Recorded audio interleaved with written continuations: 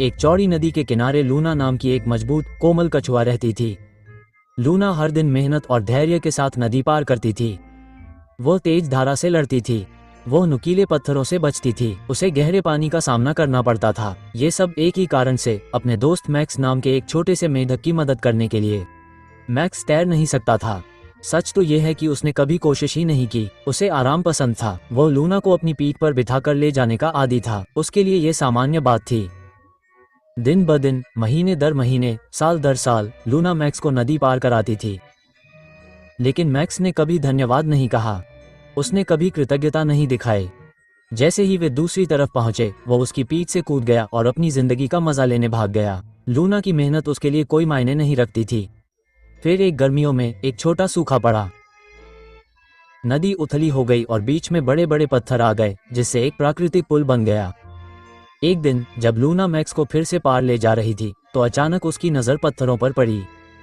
बिना एक शब्द कहे वो उसकी पीठ से कूद गया। वो एक पत्थर से दूसरे पत्थर पर उछलता रहा और हंसता हुआ चला गया। उसे खुद पर गर्व था। उसे लगा कि अब उसे उसकी जरूरत नहीं है। लूना नदी के बीच में हैरान और आहत खड़ी थी। वो अब सिर्फ अपने शरीर का बोझ नहीं उठा रही थी। ये सालों की अनदेखी की गई मेहनत थी। उस रात चांद की हल्की रोशनी में लूना पानी के किनारे बैठी थी। एक बुद्धिमान बूढ़ा बगुला उसके पास आया और धीरे से कहा, लूना, तुम इस नदी को पार करती रह सकती हो, लेकिन आज से अपनी पीठ पर किसे ले जाना है, इसका चुनाव ज्यादा सोच समझ कर करना। हर बोझ तुम्हारी ताकत के लायक नहीं होता। हर साथी तुम्हारी यात्रा के लायक नहीं होता।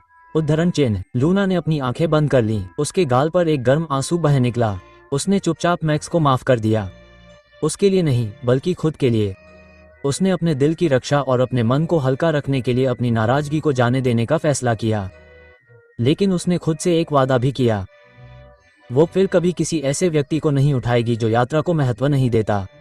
इस बीच मैक्स घमंड से भरा हुआ था। उसे विश्वास था कि उसे फिर कभी लूना की जरूरत नहीं पड़ेगी। लेकिन मौसम बदल गया। बारिश फिर से शुरू हो गई। नदी गहरी और चौड़ी हो गई। तेज धारा के नीचे पत्थर गायब हो गए। एक दिन मैक्स नदी पर लौट आया और अकेले पार करने की कोशिश की। उसने संघर्ष किया। वो घबरा गया। पानी बहुत गहरा था और धारा बहुत तेज थी। उसने लूना के बारे में सोचा, लेकिन बहुत देर हो चुकी थी। दूसरी तरफ लूना शांति से रह रही थी। उसका दिल आजाद था। उसकी आत्मा पहले से कहीं ज्यादा हल्की थी। कभी कभी, चाहे आप कितना भी दे दें, कुछ लोग आपके प्रयास को कभी नहीं देखेंगे। आप उन्हें लियो की तरह हर सुबह जगा सकते हैं या लूना की तरह सालों तक उन्हें अपने साथ रख सकते हैं। लेकिन अगर आपके प्यार, आपके समय और आपकी ऊर्जा की कद्र नहीं की जाती है, तो आपको शांति का रास्ता चुनना चाहिए। मौन में क्षमा करने का मतलब भूल जाना नहीं है। इसका मतलब उसी जगह पर वापस जाना नहीं है। इसका मतलब यह नहीं है कि आप फिर से वही बोझ ढोते रहें। इसका मतलब है खुद को आजाद करना।